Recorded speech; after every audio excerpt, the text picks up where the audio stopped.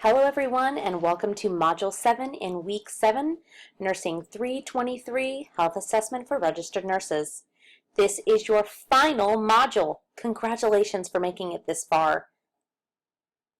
Let's talk a little bit about your assignments that are due in the learning activities this last week. Alright, so Module 7 is bringing it all together. We focus here in this week on a complete examination, a comprehensive physical assessment, incorporating not only an interview, but also a complete physical exam, documentation, and an organization of your plan. You also find here the student learning outcomes for the week, but let's focus some on your to-do list. So we have you read the module overview, of course, and we want you to read chapters 27 and 28. And then you must complete the Shadow Health Assessment Comprehensive, Physical, and Subjective Assessment. You will be submitting your Personal Wellness Plan, Part 3, which is Complete Personal Wellness Plan. We will have you complete the Reflective Course Activity, and then, of course, the Course Evaluation. So, for your Shadow Health Comprehensive Assessment Assignment, this is essentially your final exam in Shadow Health. You will be using every body system that we went over for individual assessments and putting those all together. We have the Complete Health Assessment PDF here from your Jarvis textbook. This essentially lists all of the key points for completing your overall health assessment. We've also listed a physical examination guideline, a complete assessment, comprehensive assessment rubric on how you will be graded, a focus on health history, and then, of course, my tips for talking with Tina in Shadow Health. Let's open this physical examination guideline. This essentially talks to you a little bit about how to complete your physical exam, on how to go from head to toe, and it will help you to organize your exam plan in Shadow Health, which is part of your comprehensive assessment.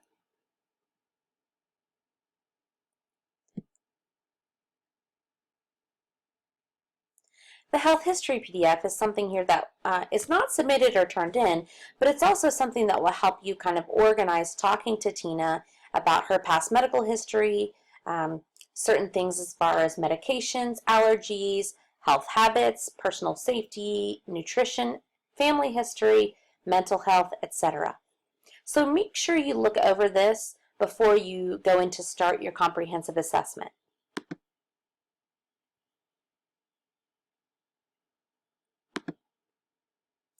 The comprehensive rubric is important. The comprehensive rubric is going to be calculated by incorporating your DCE score, okay, what the score is that you received in Shadow Health. Did you get a greater than 90, 80 to 89, below average or unsatisfactory? We will also be incorporating the communication. So that means your transcript. How did you talk to Tina? Did you open the conversation appropriately as you would normally talk to a patient? Did you close the conversation appropriately?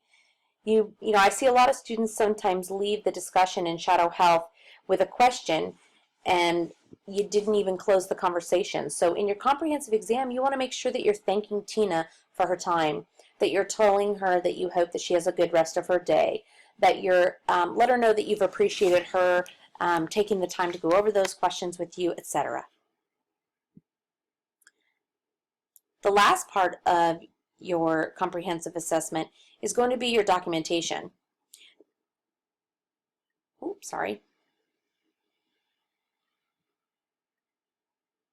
A little bit of difficulty here. Here we go. Sorry, not your last part, but your second to last part, your documentation. We will be looking over every student's documentation in the comprehensive exam. Now, when you are documenting in the comprehensive exam, it's going to be a lot more in depth than it would be if you were in a single assessment. So make sure that you are focusing on documentation of the entire assessment. And you can go in and out of this comprehensive exam as well, you know, if you're stopping because you have something you need to do and you can go back in. But just make sure that you're focusing on a detailed and well-organized documentation with normals and abnormals that are noted. Let's go back out and in here really quick.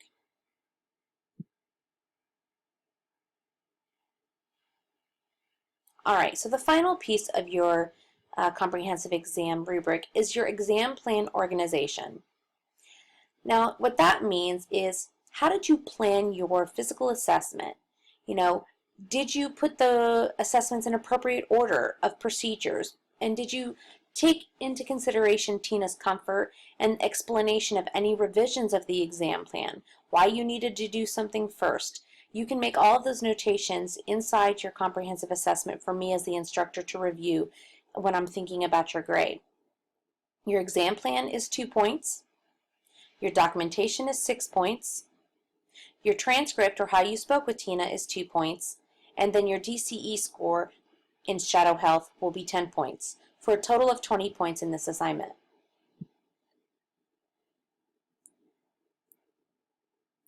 Next, you're going to be completing your personal wellness plan and submitting this.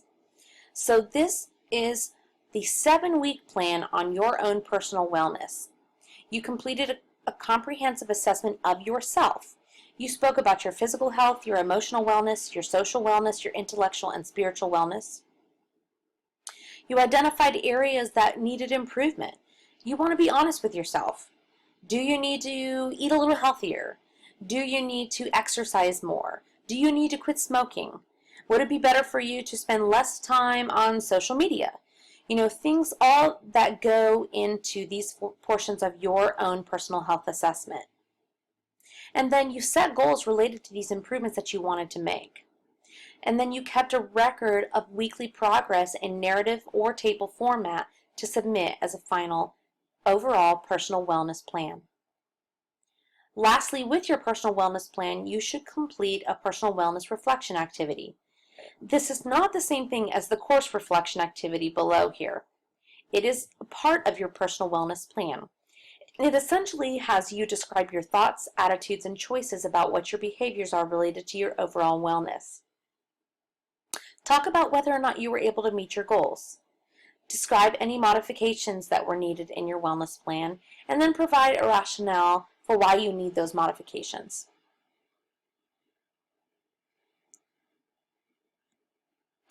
Your course reflective activity will also be submitted in this final module. This is not a graded activity, but it is required for successful completion of the course.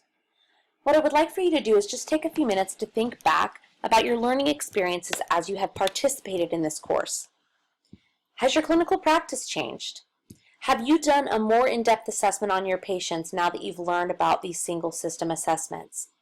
How about the nurse related to the obtaining health history and physical examination?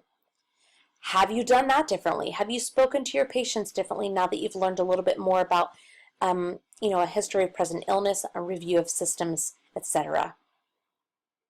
And then you want to answer these questions in a short paragraph and then submit it here when you're completed. Lastly, we're going to have you complete the course evaluation. You will receive an IDEA evaluation sent to you via email, and then I will go ahead and put the course evaluations at the top of the module when those are received. This course evaluation is very important. These course evaluations don't only give us an idea of what you think about the course, but they give us the necessary formative and evaluative feedback that we need as faculty to address issues and change the course to better improve it. What did you like about the course? Did you learn appropriately in the course? What kinds of things did you find helpful? What kinds of things do you think need improvement? We welcome that feedback, and I especially welcome it as an instructor because I love to improve myself and so that I can help students in the future and improve the course in the future. So please make sure that you complete the course evaluation and the faculty evaluations in the appropriate time frame. Lastly, I want to discuss your ePortfolio.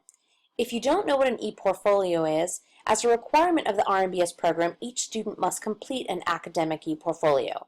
This is essentially your overall portfolio in an electronic format. This is to be completed in the final nursing course, number 408, in Community Health Nursing.